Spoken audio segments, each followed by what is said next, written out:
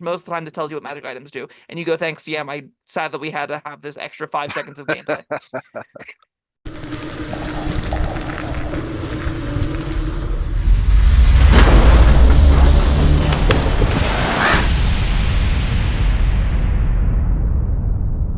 Hello, friends. Robert Bevan here, author of the Caverns Creatures series of comedy, fantasy novels, and short stories. With me is Sam West, and today we're talking about the spell Identify. Ooh, magnifying glass.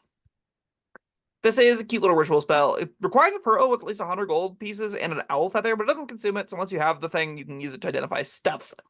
It's a ritual spell as well, so you don't actually spend spell slots on this. It is a first level 1 minute cast time, range of touch, charismatic material components, duration instantaneous, school's divination. You choose one object that you must touch throughout the casting of the spell. If it is a magic item or some other magic imbued object, you learn its properties and how to use them, whether it requires attunement to use, and how many charges it has, if any. You learn whether any spells are affecting the item and what they are. If the item was created by a spell, you learn which spell created it.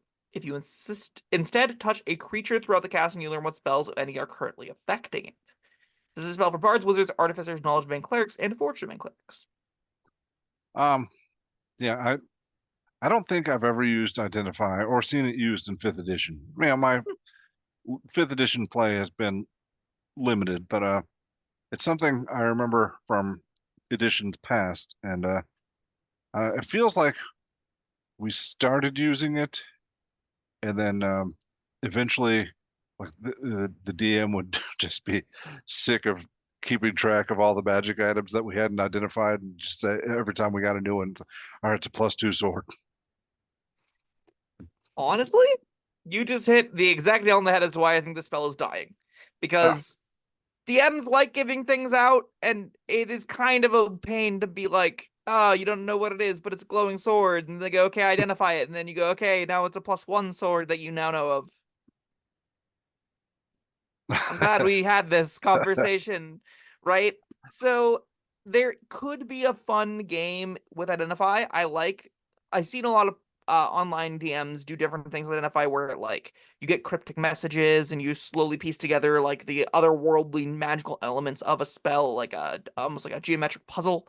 There are a lot of cool presentations that you can do with this, a lot of cool looks that it can have. At the end of the day, this is a magic item decoder. And that is only going to matter in tables that A, get a lot of magic items, and B, need to decode them. So, like, for the most part, this spell isn't going to be something you're going to regularly need, and if you do need it, the cost is fairly low, especially on wizards who just slam it in their slam it in their spell book, ritual cast it when they need to, spend the 100 gold pieces or whatever, and then just be like, okay, DM, I sit down for 6 hours, identify all these spells over a next long rest. They go, oh, okay, here's what they all are, as opposed to just outright telling you, okay, here's what they all are. Yeah. I guess another way it could be fun is for potions. Like, you can play, you find a bunch of potions. You can play potion roulette I or love cast potion roulette. Identify. Yeah. Potion roulette's my favorite, especially when it has cryptic markings on them, like Emperor's New Groove style, right? Like death potion or llama, who knows? What about that last line of text? That's something I keep forgetting this even does. Is that something Same. yeah, all right. I've never once seen it used for that effect. That being said, I could see it like destroying a DM's plans. That's the kind of effect where you really needed someone to be mind controlled or something, right? You needed someone to have a long-term suggestion going. They were taking actions against their will and have no one else know about it. And then incidentally, the players go, oh, crap, did we poison him? Who's all affected by whatever the fart bomb we just released in here was? I'm going to identify these people. And they go, why is this one under a suggestion spell? And then everything is, thrown out of whack as the DM's plans fall to pieces, which is cute. That I think is not regularly something I would expect to see Identify do, but it can do that. It's less virtual castable that way. You more want to be like, and I have to feel you for a minute, don't move, and then or you're like holding them down, I guess. But Either way, you're not making friends that day. no, I think this is hard to use in that fashion. But maybe you knock somebody out and want to know if they're mind controlled. Okay. The thought Most of of the touching time, a creature for a minute is weird. yeah, it's 11 minutes if you want a ritual cast. uh, Yeah. Now, Now, I will if also want to you point out, are making love to them while casting this, then you might be able to, go the distance. That's the point of bards, right? That's just their whole Yeah. shtick. Their spell focus is their guitar, so the guitar does stay on during sex, and then they are casting Identify while they are serenading you, and that's kind of incredible as far as like because they also have the rock around their necks. They need the pet or the pearl or the 100 gold pieces at the same time. I love that. That fantasy is actually kind of hilarious. So I hope they're not a Maybe you figure tuba out you're player. banging a succubus. Yes. Ah, that could I get distracting. Sure. I wanted to point out quickly that this does very specific things, and it is often ruled that it does more than what it does. Technically, what this does is if it's a magic item or other magic knowledge, you learn its properties, how to use them, whether it requires attunement, and how many charges this has. You then learn what spells are affecting the item and what they are if spells are affecting the item. But as far as like the crafter, the creator, histories of the object, this doesn't give you any of that. That's all supposed to be within the realm of legend lore. You just know if a spell created the effect, what spell created it. You don't know what person cast that spell or anything to that effect. So this spell does have limitations. It is often ruled that it just gives you the full, encyclopedic history of the item, which I'm not opposed to. Legend lore doesn't need to be a 5th level spell, and this can do what Legend lore does without me being that upset about it. But All just right. keep that in mind. Now, all right, use Identify on this magic sword. Mhm. Does it just give you a list of properties, or will it actually tell you this is a sword of whatever? None are jumping to mind right now. A With a flame giant tongue. slayer. Yeah. All right. Yeah. So the exact wording is if it is a magic item or a magic imbued object, you learn its properties and how to use them, whether it requires attunement to use, and how many charges it has. Full stop.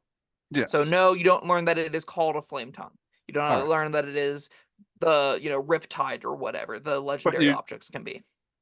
All right. So you get the description of the weapon, but not the name. Yeah. That's fine. If it's essentially a magic item, it sure will tell you its name. So don't worry about What? that. Oh, right. Yeah. But I mean, you're getting what's important. Yeah, how to use it is 99% of the battle Right.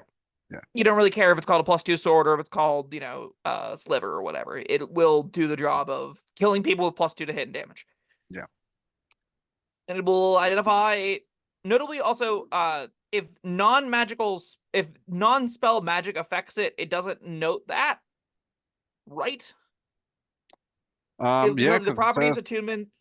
So like curses that affect it that are not spells will not show up with this unless they're its properties, I think. But that's kind of nitpicking DM nonsense that I might argue otherwise against. It is Well, somewhat vague still, but what kind of curses aren't caused by spells? all of them. Because Bestow Curse doesn't All right. specifically Yeah. create all the curses in this edition. All right, what does create curses? The DM. Yes. Okay. If you have a sword that makes you go crazy and kill your friends, Bestow Curse doesn't inherently do that. And there is a spell that is imbue sword with curse that makes you kill all of your friends. So that's All right. a thing to think All about. right. A different way to ask That, this question. If I want to make a curse item, are yeah, there mechanics for that? no. Okay. Bestow Curse might have some little lines about it, but I don't think so. All right. The most commonly searched query for this thing is identify does it reveal curses? And the first one I got from Larian Studios is identify does not reveal a curse as per the rules. So All right. Whoa. Larian Studio, is that Baldur's Gate or is Baldur's that Gate D&D? 3. Right. According to the top Reddit post, which we know are very reliable from any other videos that I've consulted Reddit, it does say that it does not detect curses. Okay. Hold. We're good. I checked the comments. All right. Yep. Someone All even right. quoted the DMG. Oh, well, there you go. Most methods of identifying items, including the identify spell, fail to reveal such a curse. So yeah, non-spell. If bestow curse is affecting it, it lets you know. If not bestow curse is affecting it, it will not. To my knowledge. Unless bestow curse also has words about that. It doesn't really matter. That's like very niche. Most of the time this tells you what magic items do. And you go, thanks, DM. I'm sad that we had to have this extra 5 seconds of gameplay. If you're a bard, you can't afford to position your sheet. If you're a cleric, if your knowledge or forge domain, it's free. So, and you're a ritual caster, so that's just like a fine little bit of added utility. I like that it makes you feel like you're the knowledge domain of the forge domain because you know what items do. That's cool. I love that artificer does that kind of thing too, but they're also not ritual casters, so it's kind of a bummer for them. Yeah, all things considered, I don't know. Identify is fine. I don't think the game needs it, but it does serve a kind of harmless little purpose. It lets there be some mystique and magicness to magic items, but gives you a really clear like, no, we're allowed to know what these things do. So. Handy in that respect, I suppose. Yeah, I guess decent on tables that don't want to just skip it. Yeah, I'm gonna give this a solid 2. It does 2, yeah. something that to purpose is not needed at 99% of the environment. Maybe not 99%, a large majority of the tables. Yeah, maybe. All right, well, let's. Yeah, I'm with you on 2. What about for tables that abide by those rules? It's still like most of the time you don't need it. If you get a +2 sword, you don't need to identify it. You just start hitting things with it. I know, but you don't You know. could Like, if you have, you don't know if you want to use this sword, if you want to use your other sword. So the attunement rules, if I am remembering correctly, let you attempt to attune to an item over the course of a rest, and that reveals this information anyway. Oh, So if you attempt to attune to a sword, you learn its properties anyway. So like you might as well just do that if you're playing very close to the magic item rules in that way. all right, 2 across the board. All right, well, that was Identify. Thank you, Sam, and thank you, everyone, for joining us. Let us know what you think down in the comments. Like, subscribe, you know the drill, and we'll see you next time. Goodbye.